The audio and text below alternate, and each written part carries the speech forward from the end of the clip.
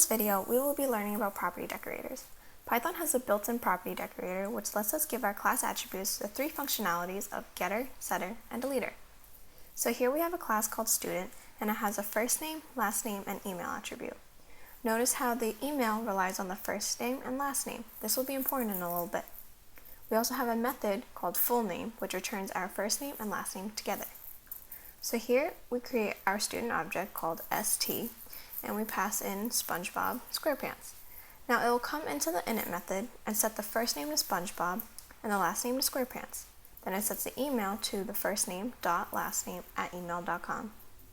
We also have the full name method here, which will print the current first and last names together. So down here, when we print the student's first name, email, and full name, we can see that they all print out correctly as we would expect. We get a first name of SpongeBob, an email of spongebob.squarepants@email.com, and a full name of SpongeBob SquarePants. Now what happens if we go here and set the student's first name to Gary? When we run this, we can see that the first name has changed to Gary, but the email is still using SpongeBob. The full name has also updated to Gary, and this is because the full name method will use the current first name and last name every time we run it. So the email right now is not ideal because every time the first name or last name is changed, the email doesn't. We can make the email update automatically when there is a change in the name by creating a method like the full name method down here. But this becomes an issue because it will break the code for everyone currently using the student class. By making the email attribute into a method, everyone would have to go through and change all the email attribute calls to an email method call, which means they have to add a set of parentheses after email for every instance that it is called. Now this is where Python's property decorators come in handy, because a property decorator allows us to define a method that can be accessed like an attribute.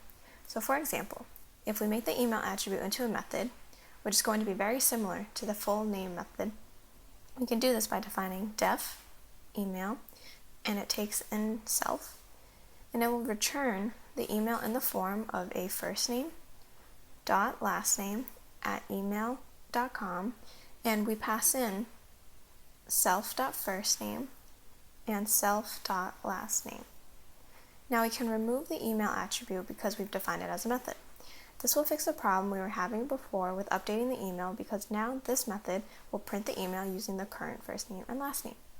However, for anyone using the student class, they have to change all the previous instances where the email attribute was called into a method call. So in our print statement, we would have to add a set of parentheses after the .email.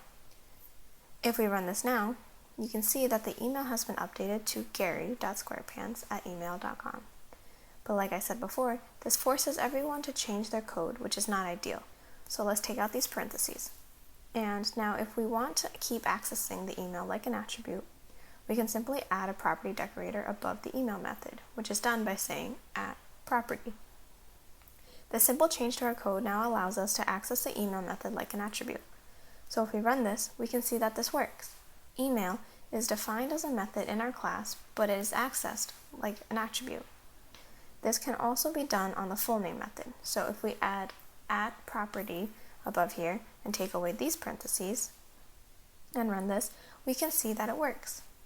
So now I'm going to use the full name method to show you how to use a setter and deleter. So first is a setter. So let's say we want to change the full name to Patrick Star. So we do st.fullname equals Patrick Star. Now, by doing this, we want it to change the first name, last name, and email as well. But right now, it doesn't do that. If we run this, we can see that we get an attribute error, and it says that we can't see attribute. So we'll comment this out and rerun it for now. If we want to be able to change the other attributes by changing the full name, we have to use a setter, which is another decorator. So if we go under here, we can define our setter by using the name of the property. So our property here is full name. So to use our setter, we do @fullname.setter. Under this decorator, we create another method using the same name, so def full name, and it is going to take in self and new name. Now we want to set the first name and last name using the full name that we passed in here. And we can do this by splitting the name on the space separator. So we can say first, comma, last is equal to new name dot split. We will split it on the space. Now, the new name that we pass in will be split into two parts, where first will be the part before the space and last will be the part after the space. We can set the student's first and last name to these parts by saying self.firstName is equal to first and self.lastName is equal to last. Now that we have defined our setter, we can go down here and uncomment out this line and run this, and we can see that we no longer get an error and that everything printed out as expected. So when we set the full name to a new name of Patrick Starr, we went into our setter to split the name into two parts and set the first name to Patrick and the last name to Starr.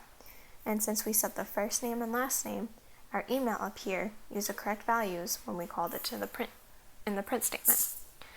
Finally, we can make a deleter doing the same thing that we did to make the setter. Let's say we want to delete the student's full name. So we can go under the setter and say @fullName.deleter and define another full name method, and it will just take in self. Now we can put a print statement in here just so we know that it actually did something. So we can say prints, and let's say deleting name. And we're going to set self.firstName equal to none and self.lastName equal to none. Now this deleter gets run every time we delete an attribute. So down here, if we say del st first full name, and run this, we can see that it went into the deleter and printed deleting name. It also set the first name and last name to none. So that's it for this video, and I hope this helped give you a better understanding of how to use property decorators in Python.